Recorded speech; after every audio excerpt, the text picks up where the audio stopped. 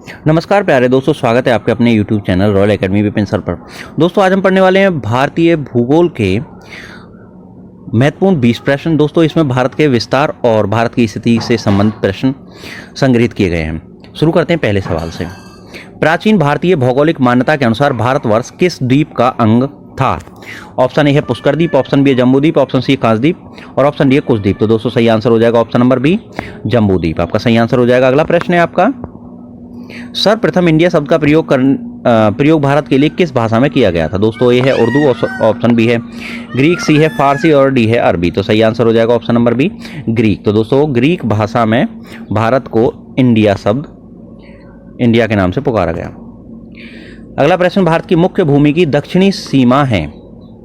Option A है 6 degree 4 minute उत्तरी अक्षांश, बी है 7 डिग्री 4 मिनट उत्तरी अक्षांश, सी है 8 डिग्री 4 मिनट उत्तरी अक्षांश और डी है 8 डिग्री 4 मिनट उत्तरी अक्षांश और डी है 6 डिग्री 8 मिनट उत्तरी अक्षांश। तो दोस्तों भारत की मुख्य भूमि की दक्षिण सीमा जो है आपका सही आंसर हो जाएगा option number C, 8 degree 4 minute उत्तरी अक्षांश। Very important question.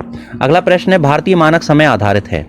Option A है 80 डिग्री पूर्वी देशांतर पर, बी है 80 डिग्री पश्चिमी देशांतर पर, सी है 82.5 डिग्री पूर्वी देशांतर पर और डी है 82.5 डिग्री पश्चिमी देशांतर पर। सही आंसर हो जाएगा ऑप्शन नंबर सी, 82.5 डिग्री यानी 82 डिग्री 30 मिनट पूर्व देशांतर पर, यानी 82.5 डिग्री पूर्वी देशांतर रेखा पर भारतीय मानक समय आधारित है। अगला प्रश्न है, भारत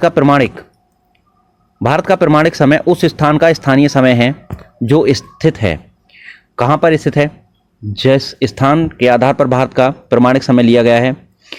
ऑप्शन ए दिल्ली के समीप, बी है कोलकाता के समीप, सी है इलाहाबाद के समीप और डी है भोपाल के समीप। तो दोस्तों सही आंसर हो जाएगा ऑप्शन नंबर सी, इलाहाबाद के समीप। दोस्तों इलाहाबाद के समीप नैनी नामक स्थान जो कि मिर्जापुर डिस्ट्रिक्ट में अभी पड़ता है, उस स्थान के स्थानीय समय को भारत का प्रमाणिक समय माना गया है। इलाहाबाद के निकट नैनी नामक स्थान, यह नैनी स्थान जो है मिर्जापुर जिले में स्थित है। अगला प्रश्न है आपका, इंडियन स्टैंडर्ड टाइम और ग्रीनविच मीन टाइम में कितना अंतर है? ऑप्शन ए 5 घंटे 10 मिनट, बी है 5 घंटे 20 मिनट, सी है 5 घंटे 30 मिनट और डी है 5 घंटे 40 मिनट। तो सही आंसर हो जाएगा ऑप्शन नंबर सी, 5 घंटे 30 मिनट। तो भारत का जो मानक समय है वह ग्रीनविच मीन टाइम में जो अंतर है वह 5.5 घंटे का है, यानी 5 घंटे 30 मिनट का है। ग्रीनविच मीन टाइम जो है इंग्लैंड से निकलने वाली रेखा है। भारत का ध्रुव दक्षिणी भाग की भूमध्य रेखा से दूरी कितनी है? तो दक्षिणी भाग की जो भूमध्य रेखा से वो दूरी है वह कितनी है? ए है 776 किलोमीटर, बी है 868 किलोमीटर, सी है 876 किलोमीटर और डी है 916 किलोमीटर। तो सही आंसर हो जाएगा ऑप्शन नंबर सी, 876 किलोमीटर। दोस्तों ये सवाल आपके परीक्षाओं में पूछे गए प्रश्न हैं। इन प्रश्नों को आप जरूर अच्छे से याद कर लें ताकि आपकी परीक्षा का प्रश्न ना छूटे। भारत की स्थलीय सीमा की लंबाई कितनी है? ऑप्शन ए है 6100 किलोमीटर, बी है 7516.5 किलोमीटर, सी है 1200 किलोमीटर और डी है 15200 किलोमीटर। तो सही आंसर हो जाएगा ऑप्शन नंबर डी, 15200 किलोमीटर। तो दोस्तों भारत की जो स्थलीय सीमा की लंबाई है वो 15200 किलोमीटर। अगला प्रश्न है आपका, द्वीपों सहित भारत के तटरेखा की लंबाई कितनी है? तो द्वीपों की भी अगर तटरेखा की लंबाई मिला ली जाए तो भारत के कुल कितनी तटरेखा की लंबाई बैठेगी? ऑप्शन ए 6100 किलोमीटर, बी है 6200 किलोमीटर, सी है 7516.5 किलोमीटर, ऑप्शन डी है 8000 किलोमीटर। तो सही आंसर हो जाएगा ऑप्शन नंबर सी, 75 यानी 7516.5 किलोमीटर। ऑप्शन सी आपका सही आंसर हो जाएगा, यानी कि द्वीपों को मिलाकर और भारत की कुल जो तटरेखा है वह 7516। अगर द्वीपों की हटा दी जाए तो वह 6100 किलोमीटर बैठती है। अगला प्रश्न है आपका, भारत की उत्तर से दक्षिण तक की लंबाई कितनी है? उत्तर यानी हिमालय से और दक्षिण यानी कि कन्याकुमारी तक कितनी लंबाई बैठती है? ऑप्शन ए 2933 किलोमीटर, बी है 3214 किलोमीटर, सी है 3124 किलोमीटर और डी है 3412 किलोमीटर। तो सही आंसर हो जाएगा ऑप्शन नंबर बी, 3214 किलोमीटर। और अगर पूर्व से पश्चिम की बात करी जाए तो आपकी 2933 किलोमीटर बैठती है। अगला प्रश्न है आपका, भारत की पूर्व से पश्चिम तक की लंबाई है? ऑप्शन ए है 2933, ऑप्शन बी है 3033, ऑप्शन सी है 3133 किलोमीटर और ऑप्शन डी है 3214 किलोमीटर। तो पूर्व से पश्चिम की तरफ जैसा कि मैंने बताया आपका सही आंसर हो जाएगा 2933 किलोमीटर की लंबाई। अगला प्रश्न है भारत की तटरेखा की लंबाई है। तो भारत की तटरेखा की अगर लंबाई की बात करता है तो ऑप्शन ए है 6100 किलोमीटर, बी है 6200 किलोमीटर, सी है 6175 किलोमीटर और डी है 6500 किलोमीटर। तो सही आंसर हो जाएगा ऑप्शन नंबर ए 6100 किलोमीटर। तो दोस्तों अगर भारत की तटरेखा की लंबाई पूछता है तो 6100 किलोमीटर लगाना, और भारत की कुल तटरेखा की लंबाई अगर पूछता है तो 7516.5 किलोमीटर लगाना है।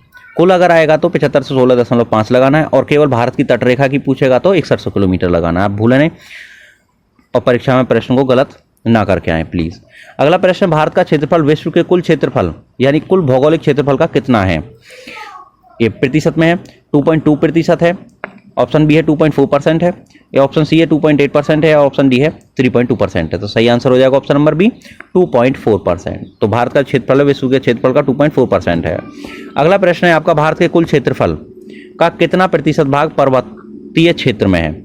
यानी कि माध्य समुद्र तल से 2135 मीटर या उससे अधिक ऊंचाई के अंतर्गत कितना प्रतिशत क्षेत्र आता है?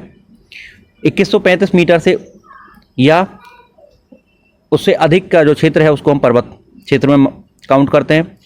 तो कितना परसेंट? ऑप्शन ए है 10.7%, बी है 18.6%, सी है 27.7% एंड ऑप्शन डी है 43%। तो सही आंसर हो जाएगा ऑप्शन नंबर ए 10.7%। दोस्तों भारत में कुल जो पर्वतीय क्षेत्र है 10.7% है, जिसकी ऊंचाई 2135 मीटर या उससे अधिक है। अगला प्रश्न है, संपूर्ण भारत के कितने प्रतिशत भूभाग पर पर्वत और पहाड़ियों का विस्तार पाया जाता है? भारत के कितने प्रतिशत भूभाग पर पर्वत और पहाड़ियां हैं? तो ऑप्शन ए है 10.7%, बी है 18.6%, सी है 29.3% और डी है 43%। तो सही आंसर हो जाएगा ऑप्शन नंबर सी 29.3%। तो दोस्तों 29.3% क्षेत्र पर पर्वत और पहाड़ियां पाई जाती हैं। दोस्तों ये प्रश्न आपके बहुत ही इंपॉर्टेंट प्रश्न है, ये आपको जरूर याद होने चाहिए। और दोस्तों ये प्रश्न आपकी परीक्षा में पूछे गए प्रश्न है और आगे आने वाली परीक्षाओं में भी जरूर पूछे जाएंगे। अगला प्रश्न है, संपूर्ण भारत के कितने प्रतिशत भूभाग पर पठार का विस्तार पाया जाता है? पठारों का विस्तार, ऑप्शन ए है 10.7%, बी है 18.6%, सी है 27.7% और ऑप्शन डी है 29.3%। तो सही आंसर हो जाएगा ऑप्शन नंबर सी 27.7% हिस्से पर यानी 27.7% हिस्से पर भारत के पठार पाए जाते हैं। दोस्तों यदि आपने अभी तक चैनल को सब्सक्राइब नहीं किया है, आप चैनल पर नए हैं तो चैनल को सब्सक्राइब कर लीजिए, क्योंकि यहाँ पर आपको MCQ फॉर्म में बहुत सारी वीडियोस मिलती रहती हैं और इससे आपकी तैयारी पक्की हो जाती है, एक तरह से रिवीजन हो जाता है। अगला प्रश्न है, संपूर्ण भारत के कितने प्रतिशत भूभाग पर मैदान का विस्तार पाया जाता है? ऑप्शन ए 10.7%, ऑप्शन बी है 18.6%, ऑप्शन सी 27.7%, ऑप्शन डी है 43%। तो सही आंसर हो जाएगा ऑप्शन नंबर डी 43%। तो दोस्तों 43% भाग पर मैदानों का विस्तार पाया जाता है। अगला प्रश्न है, भारत की प्रादेशिक जल सीमा समुद्र तट से कितने समुद्री मील की दूरी तक है?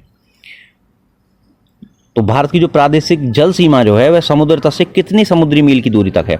Option A 12 mile, option B 24 mile, option C है 111 मील और ऑप्शन डी है 200 मील। तो सही आंसर हो जाएगा आपका ऑप्शन नंबर ए 12 मील, यानी कि समुद्री तट से 12 नॉटिकल मील तक समुद्र में भारत का प्रादेशिक जल सीमा है। अगला प्रश्न है, भारत का संलग्न क्षेत्र प्रादेशिक जल सीमा के आगे कितने समुद्री मील की दूरी तक है? तो अगर प्रादेशिक क्षेत्र की बात करें तो 12 नॉटिकल मील तक है, और अगर बात करें संलग्न क्षेत्र यानी कॉन्टिग्यूअस जोन की, तो प्रादेशिक जल सीमा के आगे कितने और मील की दूरी तक है? ऑप्शन ए है 12 मील, ऑप्शन बी है 24 मील, ऑप्शन सी है 100 मील और ऑप्शन डी है 200 मील। तो सही आंसर हो जाएगा ऑप्शन नंबर बी 24 मील तक। तो दोस्तों अगर संलग्न क्षेत्र की बात करें तो वह 24 मील है, और अगर प्रादेशिक क्षेत्र की बात करें तो वह 12 मील है। अगला प्रश्न और अंतिम प्रश्न इस वीडियो का, भारत का एकांतिक आर्थिक क्षेत्र यानी एक्सक्लूसिव इकोनॉमिक जोन संलग्न क्षेत्र के आगे कितने समुद्री मील की दूरी तक है? तो सबसे पहले प्रादेशिक 12 मील तक, उसके बाद में जो संलग्न क्षेत्र है 24 मील तक, और उससे आगे तक है भारत का एकांतिक आर्थिक जोन, यानी ये एक्सक्लूसिव इकोनॉमिक जोन, जिसकी दूरी समुद्र तट से कितनी है? Option A 100 mile, option B है 200 मील, ऑप्शन सी है 300 मील, ऑप्शन डी है 400 मील। तो दोस्तों सही आंसर हो जाएगा ऑप्शन नंबर बी 200 मील, यानी कि भारत का एकांतिक आर्थिक जोन की अगर बात करते हैं तो वह जो संलग्न क्षेत्र के आगे 200 मील तक विस्तारित है। तो दोस्तों ये थे पार्ट 1 के मोस्ट इंपोर्टेंट 20 क्वेश्चंस। इस तरह के अन्य पार्ट आएंगे, कई सारे पार्ट्स आएंगे, 2, 3, 4, 5 दिन में आपको ये सारे पार्ट्स मिल जाएंगे। रोजाना एक वीडियो देखते रहिए ताकि आपकी तैयारी पक्की होती रहे। बने रहिए हमारे यानी रॉयल एकेडमी विपिन सर के साथ में, और अपने दोस्तों के साथ में चैनल को शेयर जरूर कर दीजिए, क्योंकि इस चैनल पर आप जितनी भी सामग्री आपको मिलेगी वह आपकी परीक्षा के लिए रामबाण साबित होने वाली है।